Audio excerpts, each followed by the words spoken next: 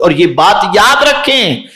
دے کر احسان نہ جتائیں، اور دے کر کے کبھی احسان اگر جتا دیے تو آقا کریم صلی اللہ علیہ وسلم فرماتے ہیں جنت کی خوشبو 500 میل کی دوری سے آتی ہے، لیکن 3 لوگ ایسے ہیں جنہیں جنت کی خوشبو بھی نصیب نہیں ہوگی، ماں باپ کا نافرمان، عادی شرابی، اور اسی کے ساتھ ساتھ جو احسان کر کے احسان جتائے، سرکار فرماتے اسے جنت کی خوشبو بھی نہیں ملے گی۔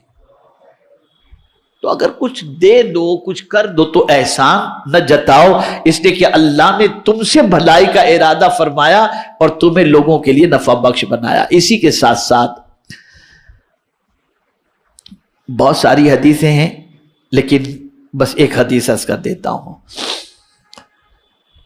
آقا کریم صلی اللہ علیہ وسلم نے فرمایا اذا اراد اللہ بعبد خیرا عاتبہ فی منامہ، جب اللہ اپنے بندے کے ساتھ بھلائی کا ارادہ فرماتا ہے تو اسے نیند کی حالت میں ہی سزا دے دیتا ہے۔ یہ نیند میں آدمی دیکھتا ہے نا، وہ آیا مجھے قتل کر دیا، گھبرا کے اٹھ گیا، تو یہ سمجھ لینا چاہیے کہ اللہ نے اس بندے سے بھلائی کا ارادہ کیا ہے کہ اس کو بیداری میں کوئی تکلیف پہنچانے کی بجائے نیند ہی میں اسے تکلیف پہنچا دی۔ نیند ہی کے اندر اللہ عز و جل نے، پروردگار جل جلالہ نے اسے سزا دے دی، اور اس سزا کی بنیاد پر اللہ تعالیٰ اس بندے سے، کتنا میرے کریم کا کرم ہے، وہ سزا دینا بھی چاہے تو جاگتے میں نہیں، نیند میں دے کر کے بندے پر کرم کی نظر فرما دیتا ہے۔ اے رسول اعظم صلی اللہ تعالی علیہ وسلم کے دیوانوں، بہت تفصیلی موضوع، اتنی آیات ہیں اس پر، اتنی احادیث ہیں کہ میں آپ کو نہیں بتا سکتا۔ بس آخری بات میں عرض کر کے اپنی گفتگو کو ختم کرتا ہوں، اسے ہمیشہ کے لیے ذہن کے اندر محفوظ کر لیں، اور وہ بات یہ ہے بڑا کڑوا کام، بڑا سخت کام، جو بہت ٹف ہے، بہت ٹف ہے، آسان کام نہیں ہے، آسان کام نہیں، بہت ٹف ہے، یہ بہت ٹف، یعنی بہت ٹف، یہ صرف اللہ والے ہی کر سکتے ہیں، یا جس کا ایمان بہت پختہ وہی کر سکتا ہے۔ اور وہ کام کیا ہے؟ وہ کام یہ ہے کہ اللہ عز و جل کچھ دے کچھ لے، اس کی شکایت زبان پر نہ ہو، اور ایک ہی جملہ ہو، مولا جس میں تو راضی ہے اس پہ میں راضی۔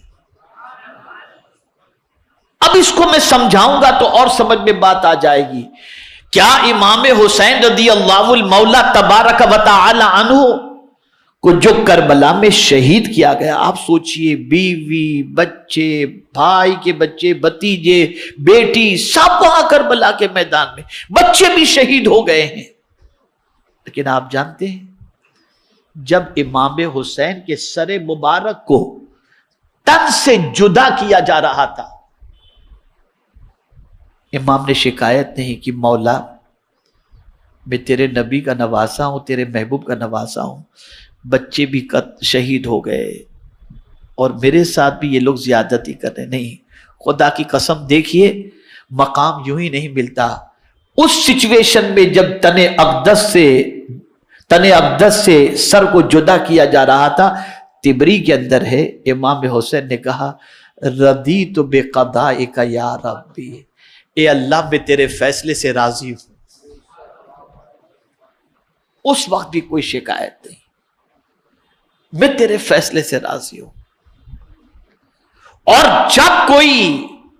اس طریقے سے اللہ عز و جل کی بارگاہ میں عرض کرتا ہے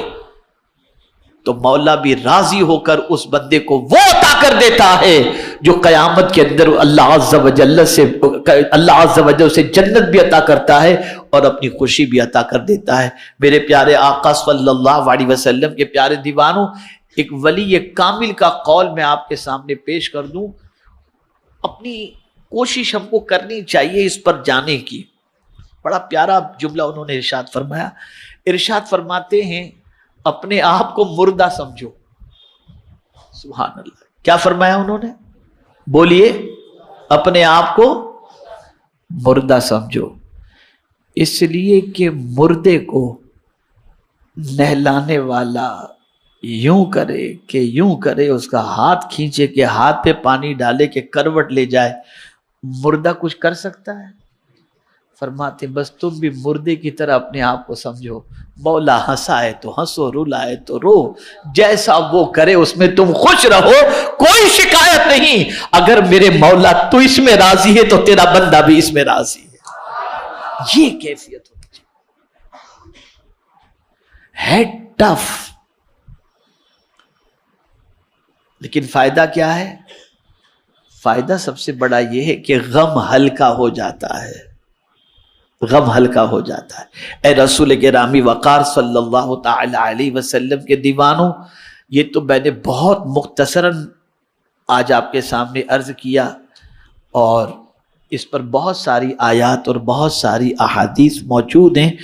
ہمیں چاہیے کہ اللہ کی خوشی میں خوش رہیں، اللہ کی رضا میں راضی رہیں، اللہ کے فیصلے پر راضی رہیں، اور اللہ کی بارگاہ میں ہمیشہ یہ عرض کرتے رہیں کہ مولا ہم تجھ سے خیر کی بھیک مانگتے ہیں تو ہمیں خیر عطا فرما، جیسا کہ صدیق اکبر رضی اللہ تعالیٰ عنہ دعا کرتے تھے، اللہم اجعل خیر عمری آخرہ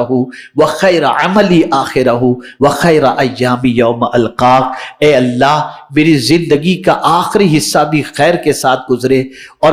میری زندگی کا آخری عمل بھی خیر کا ہو، اور جب میرے مولا قیامت میں تجھ سے ملوں تو خیر کے ساتھ ملوں۔ اللہ رب العزت جل جلالہ آقا کریم رؤوف الرحیم علیہ تحیت و تسلیم کے صدق و توفیل مجھے، آپ کو، سب کو اللہ رب العزت جل جلالہ کے فیصلے پر راضی رہنے کی توفیق نصیب فرمائے، اور پروردگار اپنے فضل و کرم کی بارشیں ہم پر نازل فرمائے، اور مصیبتوں میں گرفتار لوگوں کو اللہ تعالیٰ مصیبتوں سے رہائی نصیب فرمائے، اور ہم سب کو اپنے کرم کی بارشوں میں نہانے کی توفیق نصیب فرمائے۔